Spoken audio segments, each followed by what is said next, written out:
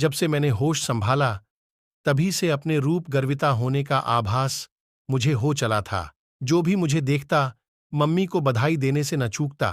कितनी खूबसूरत बेटी है, आपकी नजर ही नहीं हटती। इसके चेहरे से लगता है ईश्वर ने जैसे फुर्सत से बनाया है इसे। बचपन से ही मेरे अंदर एक अहंकार पनपने लगा। मैं बहुत खूबसूरत हूं। रूपसी होने का अभिमान इस कदर मेरे दिलो दिमाग पर छा गया कि मैं अपने सामने किसी और को कुछ समझती ही नहीं। सब मुझे तुच्छ लगते। समय का काम है, चलना तो चलता गया। अब मैं कॉलेज में आ गई।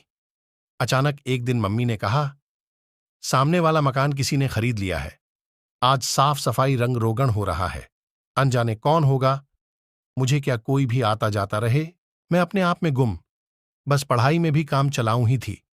मेरा तो बस एक ही सपना कि कोई सफेद घोड़े पर सवार हो, राजकुमार आएगा और मुझे ब्याह कर 7 समंदर पार ले जाएगा।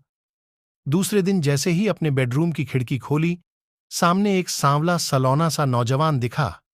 जैसे ही उसकी नजर मुझ पर पड़ी, वह मंत्र मुग्ध सा मुझे देखता रहा और उसने अभिवादन में हाथ हिलाया। पर मुझे क्या पता नहीं क्या समझता है अपने आप को। मुझे मुझसे बात करना चाहता है। मैंने मुंह पिचकाया और अपने कमरे में आ गई। अक्सर वो लड़का मुझे कभी बालकनी में, कभी छत पर, कभी दरवाजे पर, कभी गेट पर दिखता और हमेशा एक मीठी सी मुस्कुराहट के साथ मुझे हवालक देखता रहता। मैं देखकर भी अनजान बनती और अकड़ के साथ आगे बढ़ जाती। रिश्ते आने शुरू हुए। मां ने मुझे बताना शुरू किया, देख शीनू, यह बहुत बड़ी कंपनी में इंजीनियर है। देख ये डॉक्टर है। पर मुझे हर एक में कुछ ना कुछ कमी ही दिखाई देती और मैं सभी में कुछ ना कुछ नुक्स निकालकर मना कर देती। अचानक आए हृदयाघात में मेरी मां एक झटके में मुझे छोड़कर चली गई। रह गई मैं और मेरे पापा। न मुझे गृहस्थी की समझ, न ही घर चलाने का अनुभव। किसी तरह घिसट कर घर की गाड़ी चलने लगी। मेरे नकछड़ी होने की खबर पूरी बिरादरी को थी। अब न कोई रिश्ता आता, न ही कोई मुझसे विवाह के लिए इच्छुक ही होता। पापा गम में घुलकर बिस्तर से लग गए। आज मेरी उम्र 35 वर्ष की हो चुकी है। सखियों को परिवार और बच्चों के साथ देख मन में अरमान जागते हैं। काश कोई मेरा भी होता, जिसकी बाहों में मैं दुनिया का सुख चैन पाती। काश मेरी गोद में भी हम दोनों की संतान होती, जिसकी सूरत में हम दोनों अपने अपने अक्स ढूंढते। क्या कभी मेरे सूने जीवन में एक ठंडी बयार आएगी? क्या मैं किसी की पत्नी या मां बनूंगी? अपने ही सवालों के कटघरे में खड़ी जिरह कर ही रही थी।